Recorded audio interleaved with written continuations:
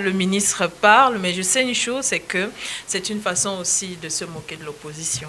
C'est une façon également de montrer ou alors de faire croire à l'opposition ainsi qu'au peuple camerounais que le pouvoir en place a effectivement tous les pouvoirs, même au niveau des échanges entre les opposants, mais cela ne se peut pas en réalité. Même, c'est vrai qu'il est celui qui chapeaute, je vais dire, la tutelle. Qui est la tutelle des partis politiques, mais cela ne lui donne pas forcément le droit de déclarer à quelques jours de l'élection présidentielle ou alors de s'ingérer dans les affaires internes. Il n'y aura pas de consensus de dernière minute ou encore, je ne sais pas, des candidats peuvent se réunir même après-demain et décider que voilà, ils se mettent ensemble et ils font une campagne, je vais dire commune pour pouvoir séduire un peu plus le peuple camerounais. C'est vrai que lorsqu'on voit les jours avancer, on a l'impression qu'on est face à une opposition qui ne peut pas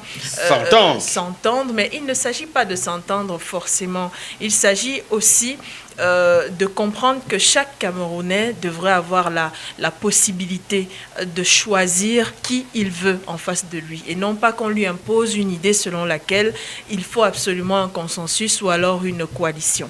Si chaque Camerounais a la possibilité de jauger l'offre politique qui est brandie par les candidats, alors là, oui, il peut prendre une décision objective. Là, oui, il peut prendre une décision en fonction de ses propres aspirations et de ses besoins. Alors, lorsque le ministre de l'administration territoriale le dit, c'est aussi une façon de jouer, comment la presse l'appelle, le moulinex, c'est ça ?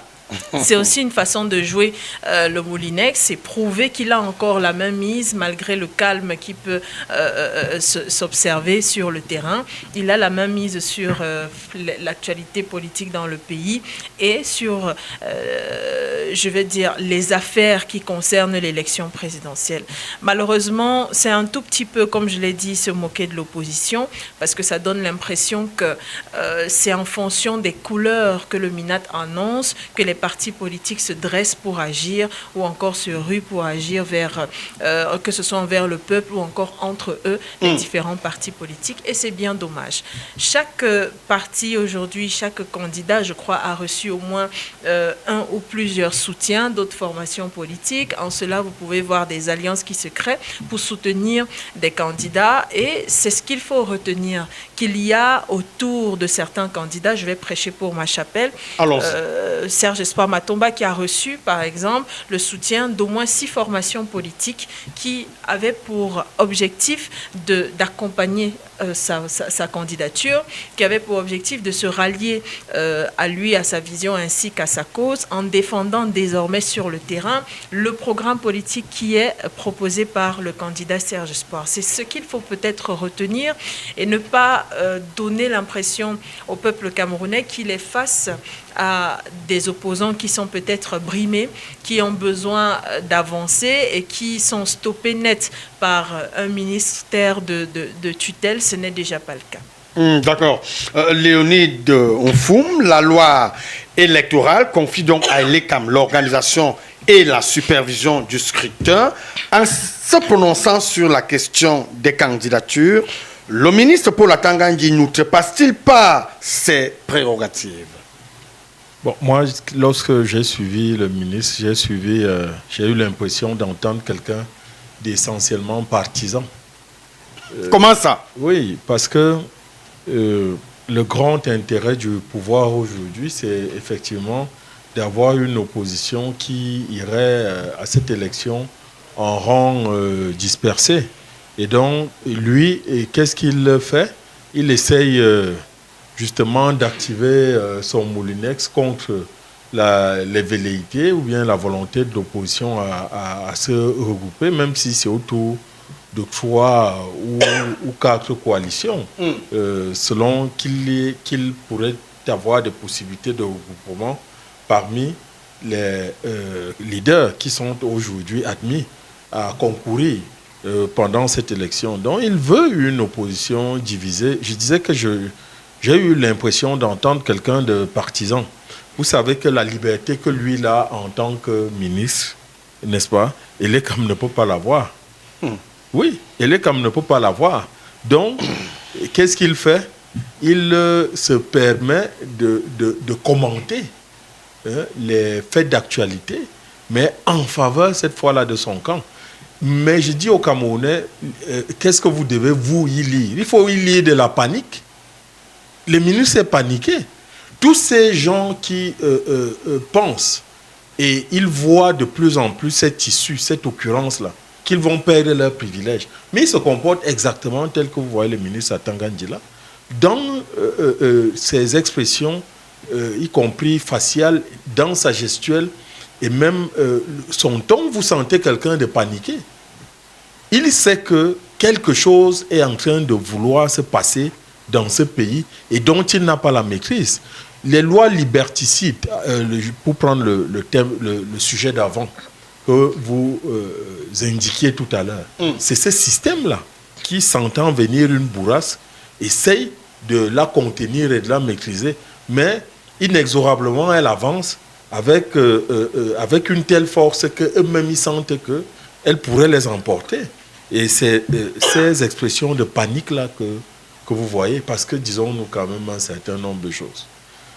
Lorsqu'on est sérieux, bon, Atangandji pouvait encore aller s'asseoir comme militant du RDPC et ne pas s'encombrer des armoiries de l'État ou bien des oripeaux d'État. Il pouvait aller s'asseoir dans son comité de base de la MESAM et faire toutes sortes de commentaires qu'il aurait voulu faire. Hein? Mais lorsque quelqu'un vient pour faire des menaces et s'appuyant sur l'objet répressif qu'il a, et il dit qu'il mettra ces menaces-là en exécution, vous comprenez qu'il y a comme une sérénité en lui qui a disparu en fait. Il se comporte maintenant comme des simples, mais passez-moi l'expression, des badauds du quartier, sans aucune culture. On ne va pas vous permettre de dire des choses comme ça ici. Allons utiliser des mots un peu plus élégants. Bon, je retire, mais utilisez aussi nos institutions dans le sens qui nous prêterait à penser que vous jouissez d'une certaine élégance aussi dans la manière de faire. Tout à fait. Vous n'allez pas tremper de telles institutions dans la vulgarité, le vulgaire. C'est vrai qu'avant lui, on a vu pour des histoires de quartier, un président de l'Assemblée nationale prendre le papier en tête de l'Assemblée nationale et parler de ces histoires de quartier. Avant lui, je crois qu'on avait aussi vu un autre ministre faire pareil. Alors, si vous vous mettez à traîner l'État dans la boue, comme cela est le cas, cet État-là, vous croyez qu'il va survivre? Non. Et si l'État disparaît, nous allons tous entrer dans la chienlit. Il faut pouvoir utiliser les institutions de telle sorte qu'on puisse y croire. Croire qu'elles peuvent te protéger, croire qu'elles peuvent me protéger et qu'elles sont au service de l'intérêt général. Mais si vous les utilisez de la sorte, donc, et je dirais que cela lui plaise ou pas, des tendances en termes de regroupement ont commencé à se dessiner. Et il n'est pas exclu que d'ici là, nous ayons des tendances plus fortes, plus marquées, et qui enterreraient une fois pour toutes leur système.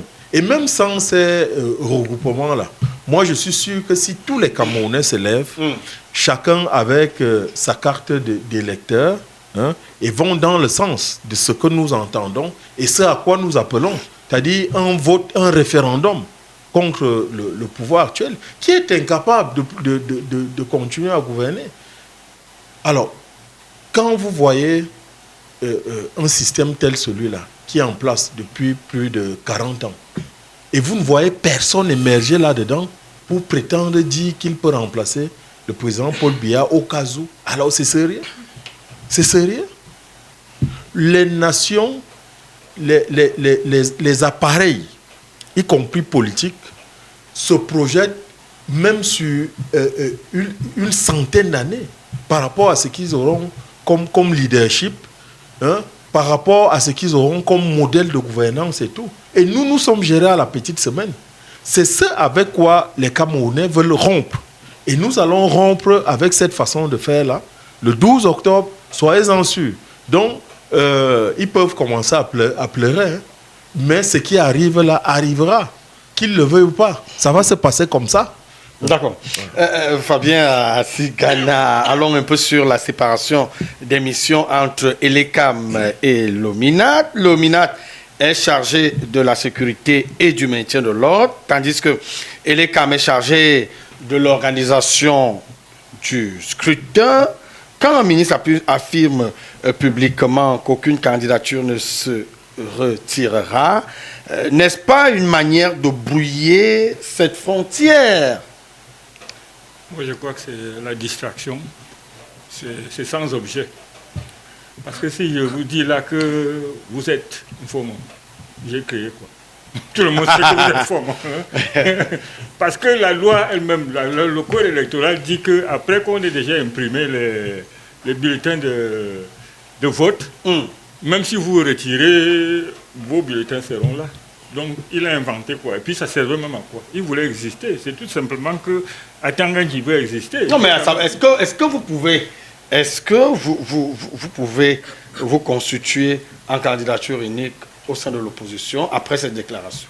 Il ne va pas passer à l'acte. Bien sûr. On peut dire maintenant, on va, par exemple, son candidat, tout le monde va... machin. Mais sauf que cette tutelle refuse ça. Non. Elle déclare que ce n'est pas possible. Non. Et si vous essayez, peut-être qu'elle passera à l'acte. Il a dit les textes. Les textes disent que dès qu'on est imprimé, vous pouvez toujours dire que je ne suis plus candidat. Vous êtes candidat, vos 4, quand vous allez pour aller voter, comme ils sont 11, il y aura 11 bulletins de vote. Donc il n'y a rien qu'il a inventé. C'est la loi qui le dit.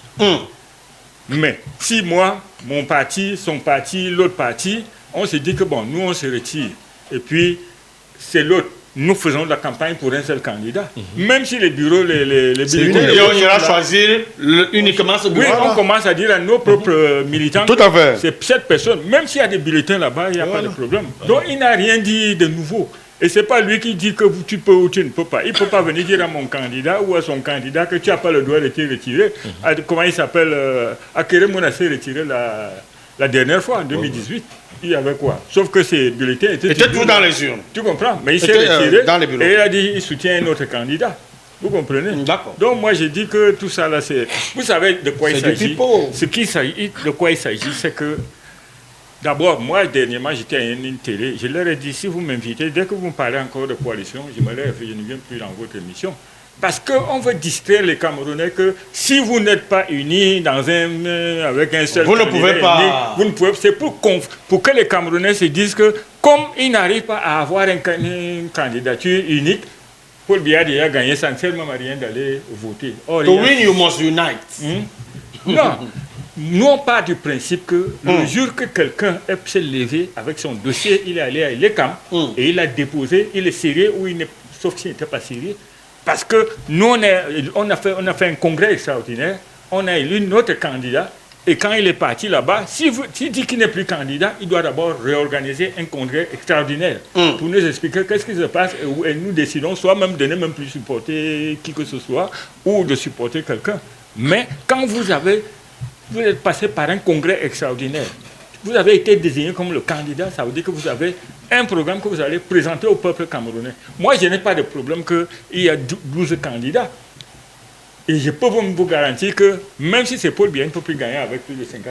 Il y aura c'est-à-dire celui qui va gagner. Donc ça va chauffer. Ce sera la proportionnelle. Ça va chauffer. Et nous, on se bat pour on se qu'à la proportionnelle. On peut sortir, mon candidat peut m'avoir 30-35%. Et celui qui le suit a peut-être 28% au machin, parce qu'il y aura plusieurs candidats, et c'est des candidats sérieux. Leur candidat est sérieux, notre candidat est sérieux, le leur est sérieux. Celui qui l'a supporté, ce sont des gars sérieux. Et vous ne pensez pas qu'avec tous ces gens sérieux-là, Paul Biya va avoir 79 ou je ne sais pas combien de pourcents. Non. Celui qui va gagner, s'il a même 30% ou 32%, c'est qu'il a fait fort. Nous sommes prêts pour ça. D'accord. Nous voulons être celui qui a la majorité proportionnelle. D'accord, merci. Aimé Cyprien Oling, avec-vous, et revenons un peu sur la question de la candidature consensuelle. Il y a donc certains partis de l'opposition qui envisageaient déjà un candidat unique pour maximiser leurs chances. Il y a donc que la sortie du ministre. Est-ce qu'elle ne vise pas à préserver la transparence du jeu démocratique ou alors elle vise à étouffer toute dynamique d'unité de l'opposition? Vous savez, moi je suis un vieux routier de la politique au Cameroun. J'ai appris beaucoup de choses. Dites-nous tout. D'abord, je ne sais pas si c'est le ministre est dans ses prérogatives. Au regard de la loi, ce sont pas les prérogatives du ministre. Non, c'est le militant qui parlait. Mais bien sûr que c'est le militant. C'est la distraction. C'est le militant qui parlait. Et ça, c'est extrêmement dangereux. Parce qu'aujourd'hui, on ne sait plus quand c'est le militant qui parle ou quand c'est le ministre de l'administration territoriale qui parle. Généralement, il parle comme ministre de l'administration, considéré comme tel. Vous pensez qu'un ministre de l'administration territoriale dans un pays sérieux peut se faire appeler Moulinex? Vous pensez ça? Vous pensez qu'un pays qui se respecte sur l'échiquier politique national et international peut avoir comme ministre de l'Intérieur? Vous voulez donc penser que c'est le président du bureau de section RDPC oui, de la MESAM qui parle? Qui parlait? C'est lui qui a marché de Bamenda à Yaoundé. Non, on n'accepte pas des choses comme ça. C'est une réalité, non? Il a fait une marche. Non, on refuse. C'est connu. Non. Il a marché. Ne parlons pas de ça ici. Ici, on dit que c'est le ministre de l'administration territoriale qui parlait. En utilisant les termes Moulinex. C'est ça? Mon Dieu. C'est très grave. J'ai dit, ce qui se passe là, ces déclarations. Et il avait déjà commencé, je crois qu'il continue simplement dans cette dynamique, de donner des injonctions à Elecam. On avait déjà commencé à voir, avant les dépôts des candidatures, comment il prenait la place d'Elecam, comment il disait que tel ne sera pas candidat. Et nous avons vu comment Elections Cameroun, apparemment, est allé dans ce sens-là. Je crois que... Vous n'allez pas quand même accuser... Ne faites pas de procès d'intention à Elecam, qui jusqu'ici ne s'est pas prononcé. Non, le problème, la crainte, Elecam ne s'est pas encore prononcé. Nous disons simplement que notre crainte est que Elecam le suive, croit que ce qu'il dit là, c'est ce qu'il doit se faire au regard de la loi. C'est Elecam qui organise. Mais moi, je ne comprends même pas le ministre, parce qu'à chaque fois qu'il donne ses injonctions, il se prend, il dit, et c'est Elections Cameroun qui fait ceci, comme si c'était lui le président d'Elections Cameroun. C'est-à-dire que, au lieu de parler de son administration, il dit, Elections est un organe indépendant qui organise, mais à la place de... Il oublie que ce n'est pas lui le président du conseil électoral. Est-ce que c'est faux ce qu'il dit? Parfois, il rappelle juste les dispositions de la loi, il dit des choses qui sont parfois vérifiables. Donc vous trouvez donc qu'il doit venir interdire à des candidats à l'élection présidentielle de se mettre ensemble. Se mettre ensemble pour dire, voici celui que nous avons décidé de suivre. Est-ce que c'est dans ses prérogatives? Qui a même dit que la tutelle c'est la hiérarchie? La tutelle n'est pas la hiérarchie. Le MINAT étant la tutelle des partis, mais le MINAT n'est pas le patron des partis. Les partis s'administrent au regard des lois. C'est la loi, on respecte la loi, les textes, n'est-ce pas, et les statuts des partis. On ne dit pas que c'est le ministre qui doit donner l'injonction pour prendre une décision dans un parti. Vous attendez le quitus du ministre. Les partis s'administrent librement dans le respect des lois de la République et de leurs statuts. C'est ce qui est dit. On ne dit pas que pour que quelqu'un prenne une décision, un leader de parti, il doit demander le quitus du ministre dans le cadre du parti politique. Mais d'où vient-il qu'on soit dans une affaire où le ministre veut décider à la place de tout le monde, à la place d'Elections Cameroun, à la place du Conseil constitutionnel, à la place des partis politiques? Ce n'est pas sérieux. Ce n'est pas sérieux du tout. Et ce n'est pas son pouvoir là-bas. Il a le pouvoir pour assurer la sécurité, oui, c'est son affaire. N'est-ce pas? L'encadrement sécuritaire. Mais il n'a pas à s'y mixer dans l'organisation pour savoir qui va faire. Et puis, moi, je vais revenir. Même cette loi, on dit... mais nous avons quand même... Vous voulez remettre en cause les lois du Cameroun? Non. J'ai dit que même cette loi a un problème. Et c'est pour ça que nous avons soutenu également un candidat qui comprend que le problème du Cameroun, c'est de remettre en place toutes ces affaires-là et de remettre sur pied, j'allais dire, de refaire toutes ces lois-là. Pourquoi? Je veux vous rappeler, le Cameroun n'organise pas, 2025 n'est pas la date de l'organisation de la toute première élection au Cameroun. Il y a eu des élections avant. Tout à fait. Et je veux vous rappeler qu'à l'élection présidentielle de 1992, pluraliste, il y a un candidat qui, à la veille de l'élection, a désisté au profit du candidat au pouvoir. Je parle là de l'ancien secrétaire d'État Anta Gasagay. C'est la veille de l'élection qu'il a dit, il a battu campagne pendant toutes les 2 semaines, et à la veille de l'élection, il a dit qu'il soutient le candidat. Et on n'avait pas, et le lendemain, l'élection devait se passer le lendemain. Et le lendemain, ces bulletins de vote n'étaient pas dans les bureaux de vote. Ça s'est passé en 92. Bon, maintenant, on comprend que, moi ce que j'observe, c'est qu'il faut que les différents candidats soient vigilants. Vous comprenez? Dites-nous. Cette affaire de personne ne doit se retirer est une affaire qui démontre que on a déjà calibré un certain nombre de résultats. Et si quelqu'un vient se retirer là maintenant, ça va fausser tout le calibrage qui a été fait. Une espèce de 5 minutes d'ongotch et personne ne sort du stade. Non, il y a une espèce de résultat déjà préétabli. On a déjà dit qu'il y a tant de candidats, on a essayé de faire les simulations, on a déjà dit que tel aura tant, bon, on va gagner. Maintenant, voici ce qu'on va accorder en termes de suffrage. Donc maintenant, si les candidats là se retirent, ça va faire en sorte que tous les calculs et les simulations qui ont été faites soient faussés. Parce que ça ne se justifiera pas qu'un parti qui s'est retiré, qu'on trouve dans le cadre, n'est-ce pas, des résultats, que ce parti-là, avec un pourcentage, les gens vont se poser la question que, mais nous, ce monsieur, il s'est retiré. Pourquoi est-ce qu'il a un pourcentage? Donc, en réalité, le fait de maintenir, c'est pour créer ce flou. Et dire que le moment venu il y avait 12 candidats, voilà, l'autre a eu 1%, l'autre a eu 3%, parce que j'ai dit qu'il est probable que les résultats soient déjà disponibles par candidat quelque part. Et ça, les Camerounais ne vont pas l'accepter. D'accord. On va faire un dernier tour de table avant de clôturer cette émission, avant de clôturer cette dernière production ordinaire qui va laisser place aux productions spéciales de campagne électorale. Cassandra Madone, en verrouillant la question des candidatures, le MINAT pour la Tangandji ferme donc la porte à toute évolution politique de dernière minute. Est-ce qu'on peut encore parler d'une compétition ouverte si les désistements sont interdits de facto?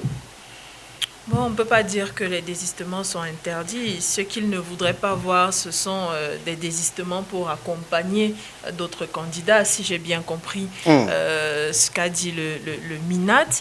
Maintenant, on ne peut pas interdire aux gens de se désister à la dernière minute. Il y en a forcément qui vont se désister, ça j'en suis sûre. Et de soutenir d'autres. Et pour soutenir d'autres et de soutenir d'autres candidats, comme vous le dites. Sauf que le MINAT est formel, il ne veut pas voir ça. En réalité, si on reste dans la formalité, en principe, les délais sont passés uniquement dans la lancée où il fallait avoir un bulletin qui retrace forcément que ça, c'est le candidat qui est soutenu par tel et tel parti. Alors, quand on vient voter pour ce candidat, on sait qu'on vote pour lui, mais aussi pour les autres qui le soutiennent. Mais dans la logique, un autre candidat peut se désister effectivement et décider de soutenir un autre, mais ce sera un soutien, ce sera pas un soutien de façade, mais ce que je veux dire c'est que ce ne sera pas véritablement formel en réalité. Donc au soir du 10 octobre ou du 11 octobre, on ne pourra pas parler d'une coalition entre candidats qui puisse être véritablement pesante sur le plan électoral, mais tout dépendra de comment les différents candidats qui décident de se désister pour soutenir d'autres, discutent avec leurs équipes, leurs militants et puis leurs sympathisants et leurs différents partisans. En ce qui concerne la sortie du MINAT, honnêtement, je reste campée sur ma position. C'est une façon de se moquer de l'opposition. C'est une façon de donner une fois de plus le pouvoir au parti en place, un pouvoir qu'il a malheureusement perdu depuis des années. Pourtant ils sont en place. Ils sont peut-être en place, mais ils sont face aujourd'hui à un peuple qui comprend qu'il a besoin du changement. Ils sont face à un peuple qui a compris que la vie pourrait être différente si on décide autrement qu'en 2018, autrement que lors des autres élections qui ont eu à passer. Il y a aujourd'hui un peuple qui montre beaucoup d'engouement pour les hommes politiques de l'opposition en fonction de ce qu'ils proposent dans leur programme, dans leur projet, ou alors en fonction de leur popularité, comme j'ai vu pour certains qui n'ont pas été candidats. Maintenant, il y a aussi un peuple qui a compris que quelqu'un d'autre peut faire autrement et qu'il est temps aussi pour le Cameroun de connaître autre chose. Mais pas autre chose à tout prix, à ça non, parce que c'est un peuple mature sur le plan politique qui compte faire un choix en fonction de ce qui lui est proposé et non en fonction de on veut le changement à tout prix, même si c'est un Ben Sikiner, même si c'est un ministre, même si c'est un ancien cacique du pouvoir, mettez-le d'abord. L'essentiel c'est qu'on ne voit plus celui qui est en place. Non, je ne pense pas que nous sommes dans cette lancée-là. Alors pour moi, la déclaration du MINAD, vraiment, c'est un épiphénomène pour nous au sein du PURS, parce qu'on estime que les partis politiques doivent se concentrer. Vous mettez de côté les déclarations, vous marchez sur on ne marche pas dessus. Les déclarations de la tutelle. On ne considère pas cela parce que ça n'a rien à voir avec ce qui doit se faire. C'est un non-événement. Avec ce qui doit se faire les 2 prochaines semaines. Nous devons être concentrés sur comment permettre aux Camerounais d'avoir la connaissance de notre offre politique. Une fois qu'ils ont cette connaissance, comment leur permettre de faire valoir leur choix le 12 octobre prochain. Voilà ce qui nous importe. Que le MINAD dise qu'on n'a pas le droit de battre campagne, là, oui, nous serons intéressés par ces propos. Que le MINAD dise que nous n'avons pas le droit d'aller dans telle ou telle autre région, oui, là, nous serons intéressés par ces propos. Mais en ce qui concerne son consensus ou sa coalition qu'il annonce ou qu'il n'annonce pas dans sa sortie, honnêtement, c'est une façon d'attirer l'attention sur quelque chose qui n'est pas ou alors qui n'est pas encore au moment où l'attention public doit être porté sur les offres politiques des différents candidats. D'accord. Léonide Nfoum, revenons un peu sur le rôle de la société civile et les observateurs. Le ministre Paul Latangandji a recadré certaines associations qui souhaitaient délivrer leurs propres accréditations aux observateurs. Est-ce une mesure de cohérence institutionnelle ou alors une volonté de contrôler jusqu'au regard citoyen de l'élection? Non, cette attitude est quand même organisée. Je veux dire, cette élection, ce moment fort de la vie de notre nation est quand même organisé par des institutions. Alors, il ne viendrait pas en idée à quiconque d'y accréditer des gens sans que ces institutions n'aient arbitré. C'est ça le problème. En revanche, on peut surveiller l'élection de toute position citoyenne que l'on peut avoir. Quand on est électeur, on peut décider de surveiller son vote. Quand on est journaliste, on peut décider d'accompagner la transparence du processus électoral. Lorsque l'on est un citoyen tout à fait engagé, n'est-ce pas, on a des moyens d'aider à la réalisation de l'idéal démocratique dans notre pays. Donc moi, je pense que toute élection ou activité publique admet souvent des pécheurs en eau trouble. Mais maintenant, je peux aussi comprendre qu'il a une volonté de restreindre les observateurs. C'est pour cela qu'il le dit. Parce que je vous ai dit qu'en démocratie, l'expression de la liberté doit être la règle et sa prohibition l'exception. Mais ce n'est pas ce qu'on observe au Cameroun. Il va aller accréditer ses amis, certaines officines qui vont venir dire que non, le vote c'est globalement, quand ils vont donner leurs faux résultats là. Non. Soyez polis dans la façon de parler. On ne va pas accepter ça ici. Dites des choses normales. Oui, allons. Qui vont venir vous dire que non, globalement, le vote s'est bien passé de telle sorte que les petits impairs qu'il y a eu ne peuvent pas entacher la régularité du respect et de la régularité du résultat qu'on va donner. Parce que c'est ce qu'ils disent tout le temps. C'est ce que ces ONG accréditées par le MINAD viennent souvent dire. Non, il y a eu certains petits dysfonctionnements, mais ils ne sont pas de nature à perturber le résultat que nous donnons de manière globale. Nous ferons des efforts pour nous améliorer à la prochaine élection. Ça, c'est leur communiqué. Tout le monde sait ça. C'est même déjà écrit, comme disait quelqu'un sur ce plateau. Mais non, j'ai plutôt envie de revenir aussi sur la responsabilité de l'opposition camerounaise. Moi, j'ai suivi avec beaucoup de consternation un leader politique aujourd'hui s'exprimer. Et lui, il dit, il renvoie les deux principaux leaders, à savoir Tiroma et Bello Bouba, dos à dos. Il ne donne aucune consigne. Quand vous avez quelqu'un, dit-on, qui a travaillé pour l'alternance au Cameroun, des années, a appelé des milliers et des milliers de Camerounais à s'inscrire sur les listes électorales et qu'ils viennent. Il dit d'abord que la campagne commence demain. J'avais demandé à ces deux principaux leaders de s'entendre, ils ne se sont pas entendus. Voilà pourquoi je demande aux Camerounais de voter en âme et conscience. Mais bon Dieu, il ne pouvait pas se comporter comme Sonko. Sonko au Sénégal avait dit, bon, la loi n'a pas voulu que je sois président de la République. Je connais toute l'affection, cher peuple sénégalais, que vous avez vis-à-vis de ma personne. Mais voici Diomaye. Il pouvait aussi prendre parmi les candidats à la présidentielle. Là, il dit, voici le Diomaye. Il commence à battre campagne pour ce candidat afin qu'il puisse être élu et qu'il puisse donner une chance aux Camerounais de connaître aussi l'alternance. Il y a des citoyens qui ne connaissent que le président Paul Biya comme président de la République. Mais c'est une punition, ça. Quand nous avons la possibilité de tourner une page avec une certaine élégance sur le plan politique, c'est au niveau de l'opposition que vous assistez à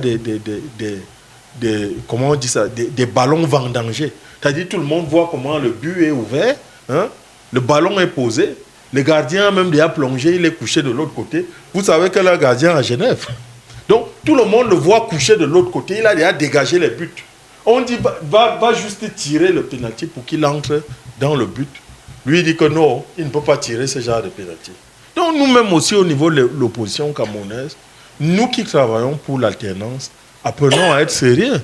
Et je le disais ici, malheureusement, Thierry Biassi n'est pas là.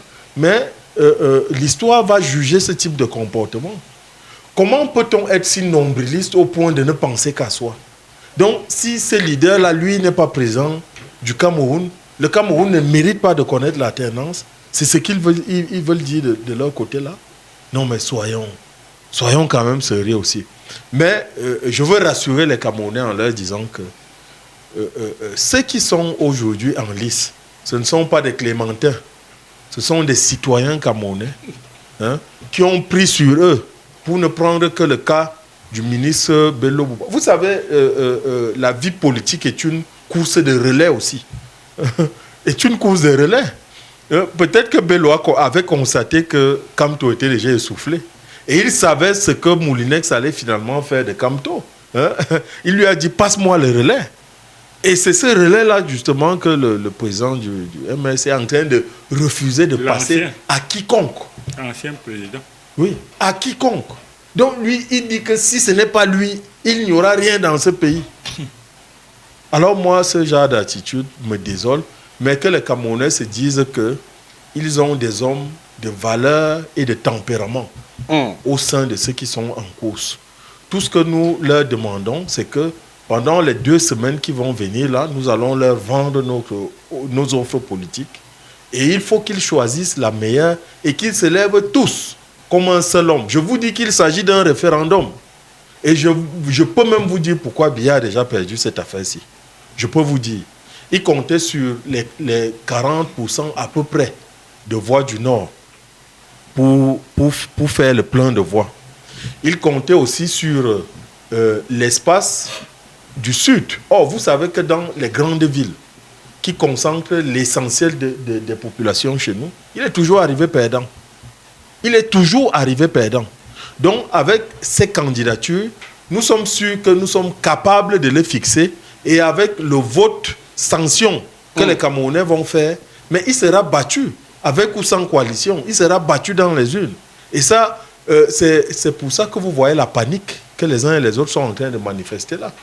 Ça, c'est de la panique. D'accord.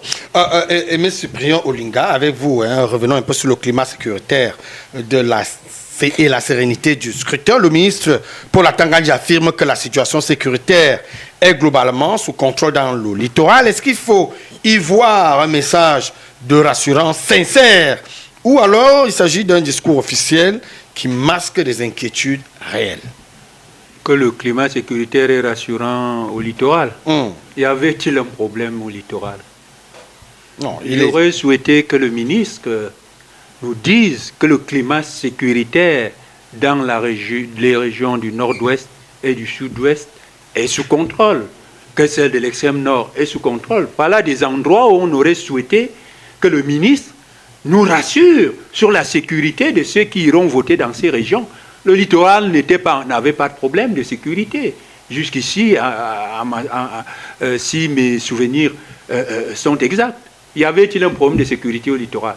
En réalité, la sécurité dont parle le ministre, et c'est pour ça que je demande aux différents candidats d'être vigilants.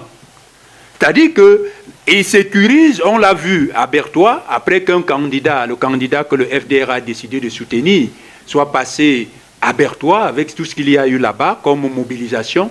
On a vu le ministre courir le lendemain pour venir faire asseoir les autorités administratives, leur donner des instructions qui, quand vous les lisez en filigrane, vous font comprendre qu'il est en train de leur dire il faut contrôler le vote de telle sorte que le président de la République ne puisse pas perdre ici. Donc, il dit vous êtes chargé d'encadrer. Mais non, l'organisation et tout le reste là, l'encadrement, l'organisation des élections, c'est Elections Cameroun. Ce n'est pas les autorités administratives. Les autorités administratives sont là pour se rassurer simplement qu'il n'y a pas de violence et autres. Ils ne sont pas là pour encadrer, pour aller voir qui a voté, qui a échoué et dire que non, il ne doit pas échouer. Et or, c'est ce qui est toujours arrivé avant. Et c'est pour ça que j'attire l'attention des candidats. Sur l'affaire du refus de la coalition, je suis sérieux en le disant. J'attire leur attention. Ça veut dire que si le ministre défend mordicus qu'il n'y aura pas de coalition, alors que la loi n'interdit pas qu'un candidat se désiste au profit d'un autre, ça veut dire qu'en réalité, les simulations, je parle des simulations. Alors, ça veut dire que dans des programmes peut-être même informatiques, on a déjà tout arrangé, on sait déjà que le premier, c'est X qui va venir avec peut-être 35% ou 40 ou 50%, et le deuxième va avoir 16%. On a déjà tout programmé, tout mis en termes de résultats, qu'on va seulement sortir le moment venu pour dire, voici les résultats qui sont sortis des urnes. Et demander et imposer aux Camerounais de les respecter. Non. Les résultats, c'est pour ça que le candidat Chiroma a dit qu'il ne respectera que les résultats qui vont sortir des urnes. Parce que les résultats qui sortiront des urnes seront les résultats qui reflètent la volonté du peuple camerounais souverain. Ce qu'on a déjà arrangé là, un peu comme d'habitude, gardé au frais pour aller proclamer au Conseil constitutionnel le moment venu, nous pensons que cela ne va pas passer. Ces résultats-là ne passeront pas. Les Camerounais ne vont pas accepter cela. Ils ne vont pas accepter cela. Il faut que cela soit dit. Et c'est cette panique qui fait effectivement qu'on commence à menacer, à parler du moulinex. Est-ce qu'on a besoin de menacer un peuple quand on est en démocratie? Puisque la loi, y compris la Constitution, y compris même les conventions internationales que le Cameroun a signées et ratifiées, font du peuple le souverain. Ça veut dire que c'est les Camerounais, l'ensemble des Camerounais, ce qu'ils décident, même s'ils se trompent, c'est ça qu'on doit respecter. Pas la volonté de quelqu'un. C'est le peuple qui est souverain. C'est sa volonté qui doit s'imposer. Pas la volonté d'un ministre, pas la volonté même pas d'un chef d'État. Parce que le chef de l'État n'est que le représentant désigné par ce peuple souverain qui peut lui retirer justement sa confiance à tout moment. Non. Nous devons construire un pays de liberté, un pays de droit, un état de droit, une démocratie vivante, où il fait bon vivre. Parce que si on avait un pays bien géré, démocratique, où les gens peuvent être sanctionnés parce qu'ils n'ont pas apporté des solutions aux problèmes des Camerounais au cours d'un mandat, le Camerounais décide au mandat suivant de les virer, si nous avions cette possibilité de le faire, eh bien le Cameroun serait déjà très avancé. Mais les gens se sont arrangés depuis 1960 à embrigader les Camerounais dans un système opaque, un système, j'allais dire, flou, où la fraude a été érigée en règle et la bonne gouvernance en exception. Donc nous voulons une bonne gouvernance. Et je continue de dire que c'est ça qui a participé même pour le Front démocratique révolutionnaire, qui a motivé notre volonté de soutenir celui-là qui présentait un programme qui ressemble un peu au nôtre. C'est-à-dire qu'à un moment, on doit d'abord faire table rase, on essaie de poser les bons jalons, une bonne architecture institutionnelle, une bonne constitution, un pays où tout le monde peut se reconnaître dans sa configuration, et puis de bonnes lois où tout le monde va se reconnaître, qui vont encadrer le jeu électoral pour qu'il soit fiable, pour que ce soit celui qui est élu, qui soit proclamé élu. C'est celui-là qui nous a présenté un peu ce programme pendant une période bien limitée, et c'est pour ça que nous avons compris qu'il est beaucoup plus pertinent. Et que si on passe par cette voie-là, 2, 3 ans, 3, 5 ans, pour tout aplanir, mettre les choses au clair et organiser maintenant des élections générales dans un cadre harmonieux, dans un cadre régulier, dans un cadre transparent et équitable, le Cameroun va véritablement décoller. C'est pour ça que nous le soutiendrons. Ok, Fabien Sigana, dans un contexte de tension politique, la sécurité est souvent brandie comme argument pour restreindre certaines libertés. La sécurité électorale peut-elle être garantie sans affaiblir la liberté politique et citoyenne? Moi, je crois que c'est sans objet. La question de sécurité, les FMO, les forces, comment j'appelle là, de sécurité s'en occupent. C'est même pas une histoire de Tanganji, l'Ominat et tout ça là. C'est-à-dire qu'on est en train de renforcer. J'étais justement à une réunion à Elekam la semaine passée, où c'était un général qui est même venu dire que l'armée et les forces de sécurité seront présents lors de l'élection pour assurer la sécurité. Ce n'est pas... La sécurité ne signifie pas que, bon, si je suis venu mal parler à la télé, la sécurité, on me prend à la sortie. Ça, c'est pas la sécurité, ça, c'est du bavardage de quelqu'un qui veut exister. Ça ne nous concerne pas. Ça nous intéresse. Ce qui nous intéresse maintenant, là, c'est ce qu'on va dire au peuple camerounais. Ce qui va dire, ça dit au peuple camerounais, comme il a dit, mais, sauf que la plupart des partis ont garanti ça. C'est-à-dire qu'il y aura une conférence constitutionnelle pour mettre les choses en place, c'est-à-dire une nouvelle constitution qui sera appréciée par les Camerounais sous la forme d'un référendum. Tous les partis l'ont dit, ce n'est pas un seul parti qui a dit qu'il va le faire. Tous les partis veulent la refonte sociétale. Il n'y a pas un seul parti qui ne dit pas ça. Il y a des différences de comment vous allez gérer. Nous, on dit qu'il y aura une conférence constitutionnelle qui va s'achever avec un référendum. Donc chacun à sa manière, mais tous les partis ont dit ça, il n'y a pas qu'un seul. Maintenant, c'est chacun qui doit dire comment il va changer l'économie, quelles sont les nouvelles mesures qu'il va apporter pour la santé, l'économie, l'éducation et tout ça. C'est là il y a la différence, que, bon, comment vous allez faire et quels sont les moyens et d'où vont venir ces moyens-là. C'est ça qui est important. Je voulais quand même, comme mon ami est là, faire quand même une petite remarque. Allons-y. C'est votre droit le plus absolu. Je donne la pique. Parce qu'au début, il a dit que son parti va donner 10 ministères à Kamto. À la fin, il a dit que Kamto, c'est quoi, je ne sais pas quoi, là, il a critiqué sévèrement Kamto. Comment quelqu'un que vous critiquez tant, maintenant vous lui donnez 10 ministères, mais ça veut dire que vous n'êtes pas sérieux vous-même. Enfin, ça c'est au passage, je voulais seulement faire la remarque.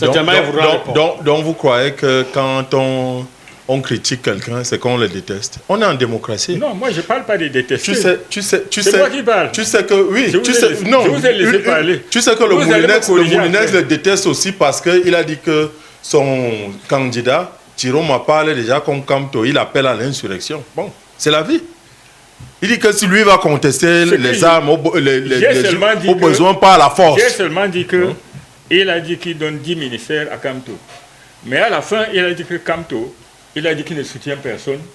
et qui ne pense qu'à lui-même et tout ça là, quelqu'un qui est comme ça, comment vous pouvez lui donner 10 ministères? Non, tu m'as mal suivi. Déjà, J'ai dit que nous l'appelons à venir négocier. Nous avons formé le président. C'est un appel de base. Oui, non. Le président de l'UNDP a lancé une initiative politique. Oui, d'accord. Voilà. Bon, et je vous ai donné donné les axes de sa négociation politique. Oui, d'accord. Il peut venir. Il peut venir négocier avec lui. Maintenant, le discours qu'il a fait aujourd'hui ne m'empêchait pas aussi de le critiquer. Parce qu'il est critiquable. D'accord. Voilà. Vous avez la parole. Merci. Donc, je vous laisse dire, c'était une parenthèse, tout simplement. Vous comprenez? Donc, mais ce que je veux dire, c'est que ce qui importe les Camerounais, tout ce qu'on fait là comme bavardage n'intéresse pas les Camerounais. Les Camerounais demandent à chacun, par exemple, nous on dit aux Camerounais, en ce qui concerne la sécurité, les 100 premiers jours, on va garantir la sécurité en République du Cameroun. Les 100 premiers jours. Dès notre prise de pouvoir, l'école est gratuite. Ça alors. Jusqu'en terminale. C'est-à-dire jusqu'au secondaire. C'est-à-dire de l'école de base, de la maternelle. À l'école, jusqu'à vous avez le bac. C'est gratuit. Les écoles publiques, on ne parle pas des privés. Tout à fait, naturellement. Vous comprenez? Les privés, c'est les affaires. Nous disons que les actes l'acte de naissance sera gratuit. Nous disons que les gens ont jusqu'à 6 ans. Par exemple, à l'extrême nord, il y a des gens, là, il est né en brousse quelque part, il ne sait même pas, c'est quand il a grandi, il tombe qu'on lui a quand il va y aller à l'école. À l'école qu'il faut la carte, et mais s'il n'a pas fait ça dans je crois c'est les 3 mois ou les 6 mois, on dit qu'il doit aller faire un jugement supplétif. Nous, on dit que vous avez jusqu'à 6 ans pour faire votre acte, sans passer par le juge et de manière gratuite. Nous disons au peuple camerounais que nous, la femme, dès qu'elle est enceinte, on s'occupe d'elle jusqu'à l'accouchement. Nous disons au peuple camerounais qu'ils auront l'assurance maladie universelle. Ça alors. À 1000 francs par mois, par famille. C'est-à-dire 12 000 francs chaque année, que chaque famille paye. Et il aura de l'assurance. Et à part les grandes maladies où les gens vont à l'étranger pour aller se faire soigner, mais la maladie normale, les grandes endémies et tout ça, là, c'est soigné gratuitement dès que vous avez votre assurance. Nous disons au peuple camerounais que le SDF sort du franc CFA. On explique le processus de comment ça va se passer parce que les accords de Brazzaville permettent à chaque État de la CEMAC qui veut sortir du franc CFA. Et il y a tout un processus qu'on va faire. Nous disons que nous allons sortir du franc CFA. Nous disons au peuple camerounais que nous avons des grands, comment on appelle, des grands projets structurants que nous allons faire sous la forme, parce qu'on va demander, d'abord c'est déjà plus ou moins chiffré, maintenant on demande sous la forme de, comment il s'appelle ça, sous la forme de BOT, Build, On and Transfer. Bien, on va d'abord prendre cet auditeur qui insiste, prenons-le. Allô? Bonjour, monsieur Angelbert Fongo. Oui, allons-y. C'est... Vraiment, que Dieu vous bénisse. Vous êtes l'un des meilleurs communicateurs du Cameroun. J'apprécie votre plateau. Ici, à Izeka, nous sommes autour du Matango. Et on a dit que vraiment, Capital FM est notre cœur de pensée. Tout ce que le dernier panéliste est en train de dire là, vous me permettez de lui poser une question. Allons-y. Il va prendre toutes ces ressources où? D'où lui viendront toutes ces ressources? Première question. Deuxième question. Il a quelle stratégie? Quelle est sa véritable stratégie ou alors celui qu'il a envoyé pour battre le président Paul Biya? Troisième question. Comment compte-t-il résoudre le problème des bensiqueneurs et des retraités? Mais Angelbert Fongo, que Dieu vous bénisse. Votre émission est tellement suivie à Izeka. Je ne néglige pas les autres départements de la région du centre. Mais je dis à Thierry Biasi que je serai à Mimboman tout à l'heure. Première chapelle, j'ai un deuil là-bas. D'accord. Merci beaucoup. Merci. Depuis Ezeka, vous nous appelés, est-ce que vous pouvez répondre à ces auditeurs? Mais il faudrait quand même que je dise, faudrait quand même que je dise aux auditeurs qu'ils ont une dizaine de minutes s'ils veulent réagir au 6 93 62 38 28, 6 93 62 38 28, 6 76 78 06 53, 6 76 78 06 53. Très rapidement, parce que nous sommes arrivés au terme de cette émission, mais soyez courtois à l'endroit des invités et surtout de leurs candidats. Allons-y. Il y a globalement, il y a deux sortes d'investissements. Il y a l'investissement structurant, des constructions des autoroutes, construction de je ne sais pas quoi, mais ce sont des projets qu'on appelle des projets structurants. Ces projets structurants, notre politique va être basée sur ce qu'on appelle BOT, Build, Own and Transfer. Ça veut dire que si on fait l'autoroute comme l'autoroute Douala-Yaoundé, ce n'est pas l'État qui va aller emprunter de l'argent pour construire une autoroute et puis les fonctionnaires, ils bouffent tout cet argent, le projet ne finit jamais comme l'autoroute actuelle. C'est un Build, Own and Transfer. Ça veut dire que comment on appelle là, un investisseur vient, il construit, il a l'autoroute, il récupère son argent et son bénéfice et il remet, mais pendant qu'il récupère, il remet 30% des bénéfices à l'État. Le reste, c'est pour lui.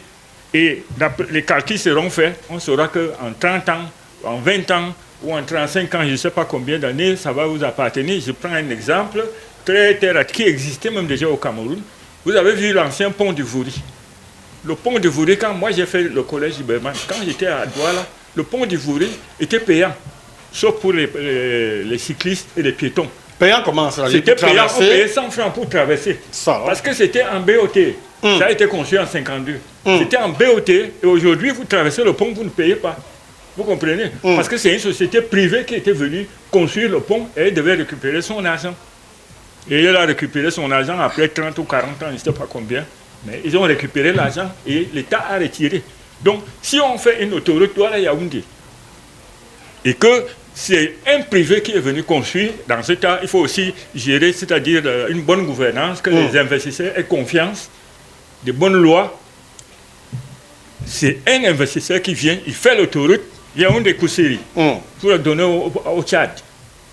Avec un chemin de fer au milieu, il vient, il construit, et il utilise, et il récupère son argent, mais entre-temps, il nous remet 30%. Et ce projet-là, voilà c'est les grands projets structurants. Les autres projets, d'abord, il y a le budget du Cameroun. Ça, c'est la première chose.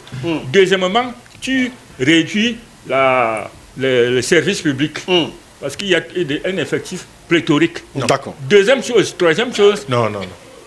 Vous me laissez terminer. Donc, troisième chose, au-delà de l'effectif pléthorique, il y a beaucoup d'argent qui disparaît entre les machins que vous pouvez récupérer et remonter le budget du Cameroun à 14-15 milliards de francs CFA. En moins d'un an, vous pouvez monter à ce niveau-là. Et ça, si c'est bon, comme c'est un peu rapide, je ne peux pas aller. Non, on va développer tout au long de la campagne. Maintenant, comment est-ce qu'on va gagner? Premièrement, la toute première chose, le SDF est le seul parti qui a battu l'actuel président en 92. Mais on n'a pas été capable. Est-ce que c'est le résultat officiel? Attendez, je dis que la seule chose, c'est qu'on n'a pas pu sécuriser nos votes. On n'a pas pu prendre le pouvoir. Et cette fois-ci, on va gagner. Et on gagne comment? D'abord en sécurisant nos votes. Nous allons sécuriser tous les bureaux de vote. Même là où le SDF ne peut pas, on a signé des accords avec des syndicats d'enseignants. Vous savez qu'ils représentent pratiquement toute l'étendue du territoire. Là où nous, on n'a pas pu, les syndicats vont aller nous supplier là-bas pour surveiller nos votes. On a des accords avec, on a même le dernier, là, ils appellent Calamo. Calamo s'occupe d'une bonne partie de nos bureaux de vote. Vous comprenez? On a signé des accords entre le parti et eux. Et le Calamo représente sur les 15 000 à peu près syndicats. D'accord. La Confédération représente à peu près une dizaine de candidats. Okay. Donc, et notre politique, donc maintenant, est sur le terrain et nous sommes sur toute l'étendue du territoire. Très bien. Et nous sommes convaincus que nous allons battre Paul Biya. Cette fois-ci, ça va chauffer. Alors, nous sommes donc arrivés au terme de cette émission. On va remercier chacun D'abord, Cassandra Bégoudé Madone, communicatrice et journaliste, attachée de presse du candidat Serge Espoir Matomba. Merci d'être venu. Votre mot de fin. Merci de m'avoir invité. Eh bien, je terminerai en disant à ceux qui nous écoutent qu'il est important de se pencher sur le programme Liberté. C'est celui du candidat Serge Espoir Matomba qui prévoit une identité, une unité et une souveraineté pour les Camerounais, parmi lesquels on pourra penser en termes de mesures, un toit sur votre tête, un repas par jour, sans oublier la formalisation du secteur informel. Ça, un repas par jour, alors que moi j'en ai 3. Non, 3 repas par jour et un toit sur vos têtes. Ah, voilà. Non, vous me réduisez un repas, alors moi j'en ai 3. On saurait mettre les Camerounais au régime. Ah, régime français. Après qu'on nous ait demandé de serrer la ceinture depuis les années 2008, eh bien on ne peut pas resserrer encore. C'était un lapsus de ma part. D'accord. Alors voilà ce sur quoi nous voulons nous appesantir, sans oublier la formalisation, comme je disais, et l'encadrement du secteur informel qui rapporte énormément au Cameroun. C'est très important de rassurer que ce soit les mototaximens. J'ai entendu une question tout à l'heure qui s'adressait au SDF, c'est vrai, mais qui parlait des mototaximens. Et les questions au sein du PURS et pour le candidat Serge Espoir qui a beaucoup d'estime et de respect pour les conducteurs de mototaxi, de les réorienter. Parce que ce sont des personnes qui ont des diplômes. Ce sont des personnes qui parfois peuvent faire mieux que le mototaxi. Ce n'est pas pour dire qu'on veut complètement éradiquer les mototaxis comme si c'était un virus, mais ce qu'on veut, c'est rendre à la jeunesse sa possibilité de s'exprimer sur le plan professionnel sans avoir à faire ce qui n'était pas prévu à la base. Vous sortez des écoles, vous avez des diplômes, licences, masters, vous n'avez pas la possibilité d'avoir un travail parce que vous n'êtes pas un fils d'eux, ou simplement parce que vous n'avez pas huilé la patte de quelqu'un. Alors, il est important pour le PURS de réorienter ces différents Camerounais qui ont besoin aujourd'hui de travailler, de gagner leur pain quotidien de manière un peu plus sécurisée, par exemple. Nous avons parlé des médias tout à l'heure. Il est aussi important pour le PURS de rendre indépendants les médias, car on a remarqué que les journalistes vivent aujourd'hui comme des clochards, alors qu'ils peuvent vivre comme des rois. Nous tirons le diable par la queue. Nous tirons le diable par la queue. Il y a 3 métiers importants, les journalistes, les médecins, mais aussi les enseignants. Ce sont des métiers aujourd'hui qui sont relayés au dernier plan. Pourtant, ce sont les constructeurs de l'opinion publique, les gardiens de la santé publique. Il est important, justement, de mettre ces métiers en avant et surtout de les encadrer sur le plan juridique et sur le plan économique. Donc voilà beaucoup de choses dont nous pourrons parler lors des prochaines émissions. Tout à fait. Je termine en disant que Ndikinime et Bafia nous attendent dès demain. Avant que vous ne terminez, je rappelle que dès demain, il y a un plateau spécial pour démarrer le programme spécial de campagne et chaque candidat ou son représentant aura 10 minutes pour d'abord présenter le programme alléchant de son candidat et après pour dérouler son plan de campagne. Est-ce que le PURS enverra quelqu'un en représentant demain? Forcément, le PURS c'est décidément décidé, permettez la tautologie, à occuper tous les plateaux afin de permettre à ceux qui ne sont pas touchés directement sur le terrain dans les campagnes de proximité et les giga-meetings de savoir ce que nous proposons et de faire un choix objectif. Et vous étiez en train de chuter donc avec... En train de dire que Ndikinime et Bafia nous attendent demain pour le lancement de notre campagne avec des giga-meetings donnés directement par le premier secrétaire candidat à l'élection. Mais demain aussi, pendant que le candidat sera indiqué à Bafia, les équipes seront un peu de partout pour préparer cette grande... Dans le cadre d'une campagne de proximité. Oui, exactement. Fabien Assigana, lui, il est membre du National Executive Committee, ministre des Travaux publics et des Transports, d'abord dans le shadow cabinet du Social Democratic Front. Merci d'être passé. Votre mot de fin. Tout simplement que, en anglais on dit this is a new day with new energy. We've learned the lesson from the past. Now we have a vision for the future. Yes, we will. Yes, we do it. And then we'll get it. Je voulais dire que Power to the people. Power to the people. Vous oubliez pas. Oui, je vais y aller. Alors. J'ai seulement failli oublier, dire quand même, il a posé une question pour les mototaximens. Je veux seulement dire très brièvement que moi, je ne parle pas des mototaximens qui est docteur et qui est parti et qui est frustré parce qu'il est mototaximen. Parce que notre politique économique va faire que si vous êtes docteur, vous avez du travail. Parce qu'on va orienter même la formation professionnelle. On ne va pas remplir tout le monde qui est mototaximan. Celui qui est mototaximan, il a choisi ça. Et tout ce qu'on va faire, c'est bien organiser les pistes cyclables réservées aux mototaximans. C'est-à-dire qu'ils seront, chacun dans son domaine, sera bien reclassé et réorienté. Très bien. Maintenant, je voulais seulement conclure en disant à mes frères que le SDF est venu pour gagner. Et on est venu pour gagner, c'est tout simplement parce que on a perdu en 92, on n'a pas pu conserver. Nous allons gagner maintenant pour apporter au Cameroun ce qu'on aurait dû leur apporter depuis 92. Ayez confiance, ça va se passer. Et le 12, à partir du 13 octobre, vous aurez un nouveau gouvernement. Paul Biya ne sera plus là et le Cameroun sera un meilleur pays. Très bien. Demain,